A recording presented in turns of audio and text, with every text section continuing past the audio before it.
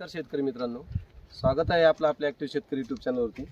जसं की मित्रांनो, आपण हे दसरा दिवाळी सणानिमित्त झेंडू लागवड नियोजन पाहत आहे। तर झेंडू लागवड होऊन साधारणतः आपले 55 दिवस झालेले आहेत। तर आपण आता ही डेव्हलपमेंट पहा मित्रांनो, झेंडूची या पद्धतीची डेव्हलपमेंट झालेली आहे। कळी वगैरे, कळीची संख्या भरपूर लागलेली आहे, फुलं पण उमलण्याच्या स्टेजमध्ये आहे। आणि काय होतं मित्रांनो, ज्यावेळेस आपण त्या मालाला किंवा त्या पिकाला खत पाणी वगैरे जास्त देतो किंवा जास्त ॲव्हरेज घेण्याचा प्रयत्न करतो आणि झाडाची डेव्हलपमेंट ही चांगल्या प्रमाणात करतो, तर त्यावेळेस जसं आता झेंडूचं पीक आहे, तर याला काय होतं, फांदींची संख्या जास्त असल्याने किंवा फुटवा जास्त असल्याने जे त्याच्यावरती जी कळी लागते आणि कळीला जो माल लागला जातो, म्हणजे फुल लागले जातं, तर त्या फुलाचा बोजा होऊन ते फांद्या खाली पडल्या जातात। त्या पडल्यामुळं आणि ती झेंडूची जी फांदी आहे ती एक खूप कवळी असते। ती सहज हाताने जरी आपल्याला ढाका लागला चालता पाय लागला आपला तरी ती तिचा म्हणजे मोडती ती सहजपणे। मग या सिच्युएशनमध्ये काय होतं मित्रांनो, म्हणजे एवढा खर्च वगैरे करून, एवढं डेव्हलपमेंट करून, एवढी त्याची म्हणजे ग्रोथ करून जर फांद्या मोडून जर खाली बऱ्याच फांद्या पडल्या तर खाली पडणारं फुल हे नुकसानच होतं, त्या फुलाचं फांदीचं नुकसान होतं। आणि ज्यावेळेस खाली पडतात फांद्या, थोडा पाऊस झाला का ती माती वगैरे त्या फांद्यावरती पडून करप्या रोगाचा प्रादुर्भाव होतो किंवा आपलं म्हणजे विविध रोगाचा प्रादुर्भाव होतो। त्यामुळे आपण यंदा एक नवीन प्रयोग केलेला आहे। यामध्ये आपण काय केलं मित्रांनो, यामध्ये 5 फुटी बांबू आणलेला आहे आणि 5 फुटी बांबू आणून आपण काय केलेलं आहे, एका लाईनमध्ये, लाईनच्या सेंटरला प्रत्येकी 15 ते 20 फूट या अंतरावर एक एक बांबू हा रवलेला आहे। या पद्धतीने पहा मित्रांनो, हे रवलेला आहे आपण हा बांबू, आणि साधारणतः 1-1.5 फूट आपण जितका समजा खाली जाईल त्या पद्धतीने आपण तो खाली रवलेला आहे। आणि असं प्रत्येक लाईनच्या मध्यभागी आपण 20 फुटाच्या अंतराने साधारणतः एक बांबू रवलेला आहे। आणि त्याला काय केलं आहे मित्रांनो, आपण हे पट्टी तंगूस घेतलेलं आहे, दाखवतो तुम्हाला। हे पहा, हे जे आपण संत्र्याचे बाग वगैरे बांधतो त्या हिशोबाने त्या टाईपचं तंगूस असतं, ते बाजारात किलोवरती भेटतं। ते चांगल्या क्वालिटीज घ्यायचं, कारण याच्यावरती लोड असतो आपला। आणि ह्या बांबूपासून तर त्या बांबूपर्यंत असं पूर्ण ओढून घ्यायचं आणि बांधून घ्यायचं, आणि ज्या साईडला गेलेल्या फांद्या आहेत त्या त्यामध्ये त्या तंगुसामध्ये त्या फांद्या घ्यायच्या आणि पूर्ण ओढून घ्यायचं, पूर्ण एकदम ताकदीने ताणून घ्यायचं।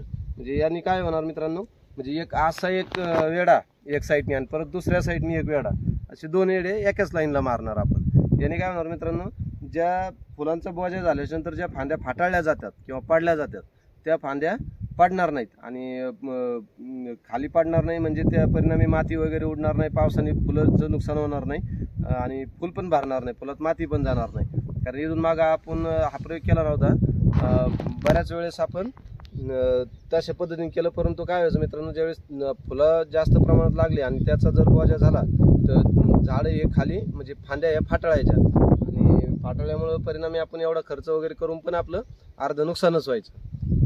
या हिशोबाने आपण हे बांबूचं एक नियोजन केलं। साधारणतः अर्धा एकरला आपला बांबू आणि तंगूस सोबत 5,000 रुपयापर्यंत खर्च आलेला आहे। थोडा खर्च झालेला, पण मित्रांनो काय होतं, आपलं जर बाजारभाव सापडला तर 100 किलोची पण आपली ते रिकव्हरी नाही आहे म्हणजे। आणि बांबू हे आपलं भांडवल झालं, हे आपल्याला आता इथून पुढे 1-2-3 वर्ष 3-4 वर्ष आपण त्याला यूज करू शकतो। त्यामुळं वन टाईम इन्व्हेस्टमेंट ही आणि दरवर्षी आपल्या फायद्याची ही, कारण माझ्या अनुभवानुसार दरवर्षी आपलं जवळजवळ 50% नुकसान या गोष्टीने होतंच, पाऊस आणि फांद्या तुटणं या कारणामुळे। तर हे होऊ नये म्हणून आपण या पद्धतीने केलेलं आहे। तर जसं म्हणजे तुम्हाला जसं ॲडजस्ट होईल त्या पद्धतीने, कारण आता एक खर्च पण आपल्याला कमी ठेवायचा मित्रांनो, पण ही एक थोडी जर आवश्यक गोष्ट आहे, त्यामुळे आपण या खर्चाचा थोडा विचार केलेला नाही। त्या हिशोबाने आपण या पद्धतीने आपण बांबूचं स्ट्रक्चर केलेलं आहे। तर परत एकदा सांगतो मित्रांनो, 5 फुटीचा बांबू आहे, एका लाईनमध्ये 20 फूट या अंतरावर एक एक बांबू आपण लाईनच्या मध्यभागी रवलेला आहे। आणि त्याला या पद्धतीने आपण जाड तंगूस आणून या पद्धतीने हे तंगूस आपण ह्या बांबूपासून त्या बांबूपर्यंत असं बांधत गेलेलं आणि एकदम पॅक बांधलेलं आहे. तर आणि एक दोन्ही साईडने आपण ते बांधून घेतलेलं आहे. नक्कीच याचा आपल्याला चांगला फायदा होईल.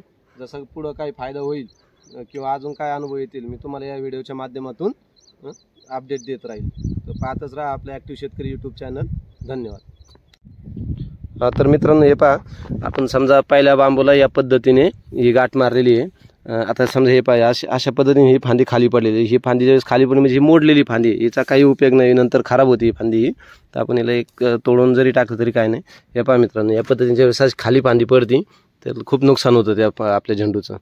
तर त्या कारणाने आपण काय केलं, जे म्हणजे ह्या तंगूचा किंवा या बांधणीचा विचार केला. हे पहा मित्रांनो, या पद्धतीने हे खाली पडलं जातं आणि हे पहा इकडं बांधलेलं आहे मित्रांनो.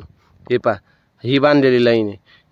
या बांधलेल्या लाईनमध्ये पहा मित्रांनो, एक पण फांदी खाली पडलेली दिसत नाही किंवा पडणार नाही. उद्या याच्यावरती ज्या साईडचा जो बोजा आहे किंवा ज्या फांद्या आहेत ज्यांना बोजा होणार ते याच्यावरती या पद्धतीने टेकणार आहे. हे पहा आमचे मामा आहेत, आम्हाला हे मदत करू लागतात कायमस्वरूपी. आणि ते पहा ते कसे बांधतात ते तुम्हाला मी दाखवतो. समजा हे आपलं तंगूस आहे, झाड तंगूस. तर याला काय केलं मित्रांनो आपण, हे पहा या पद्धतीने ते तंगूस आपण लावलेलं आहे. झाडाच्या मध्यभागी घ्यायचं मित्रांनो. हे झाड एक 50-55 दिवसाचे होऊन द्यायचे आणि झाडाच्या मध्यभागी घ्यायचं.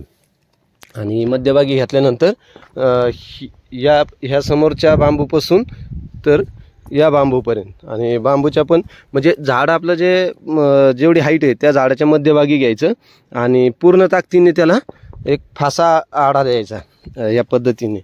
हे पहा मित्रांनो, हे असं ओढायचं. तर हे अशा पद्धतीने बांधल्या जातात. हे 2-3 फांद्या खाली पडलेल्या आपण तोडून टाकणार आहे फांद्या, कारण यावर जरी घ्यायला गेलं आपण त्या तुटत्यात त्या आणि बाकीच्या तुटू नये म्हणून आपण ही पुढची उपाययोजना करणार आहेत. ठीक आहे, धन्यवाद मित्रांनो. अजून जसे जसे आपल्याला अनुभव आणि अपडेट येत राहतील तसं मी तुम्हाला या चॅनलच्या माध्यमातून अपडेट देईल. धन्यवाद.